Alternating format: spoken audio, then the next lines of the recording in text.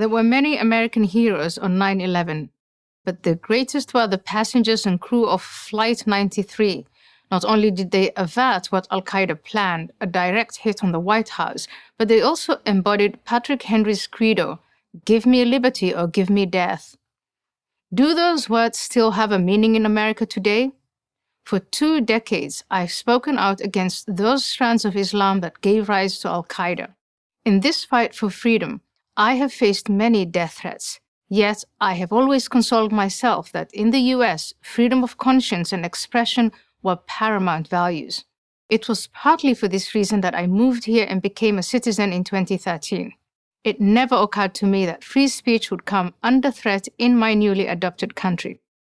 In 2014, I was invited to receive an honorary degree at Brandeis University and then ungraciously disinvited.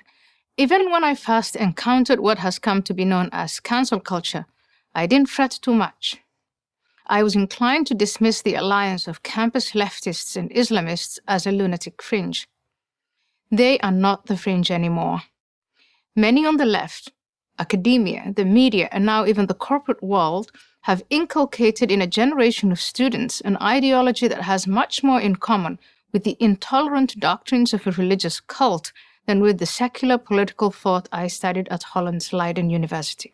In the debates after 9/11, many people sought materialist explanations for the attacks.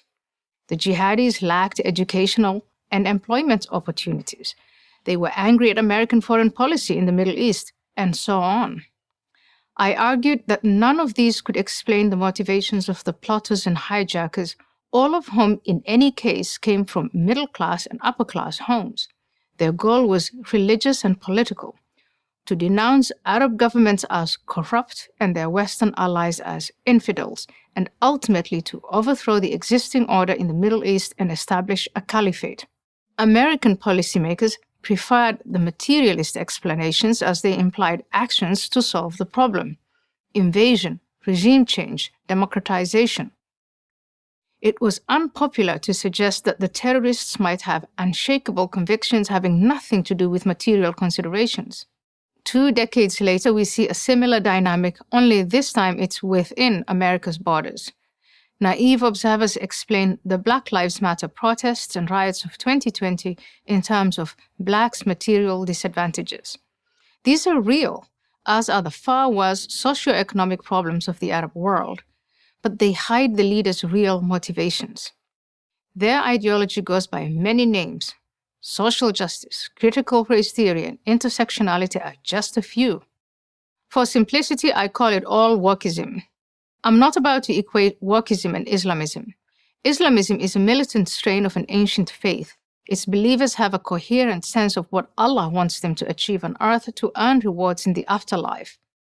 Wokism is just another version of Marxism. It scorns religion and the idea of an afterlife. Wokism divides society into myriad identities, whereas Islamist division is simpler: believers and unbelievers. There are many other differences, but consider the resemblances. The adherents of each pursue ideological purity, certain of their own rectitude. Neither Islamists nor the woke will engage in debate. Both prefer indoctrination of the submissive and damnation of those who resist. The two ideologies have distinctive rituals. Islamists shout Allahu Akbar and death to America. The woke shout Black Lives Matter and I can't breathe. Islamists pray to Mecca. The woke take the knee. Both like burning the American flag. Both take offense at every opportunity and demand not just apologies but concessions. Islamism inveighs against blasphemy. Wokism wants to outlaw hate speech. Islamists use the word Islamophobia to silence critics. The woke do the same with racism.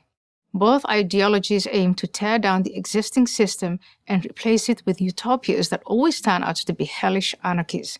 Islamic State in Raqqa, the Capitol Hill Autonomous Zone in Seattle. Both are collectivist. Group identity trumps the individual. Both tolerate and often glorify violence carried out by zealots.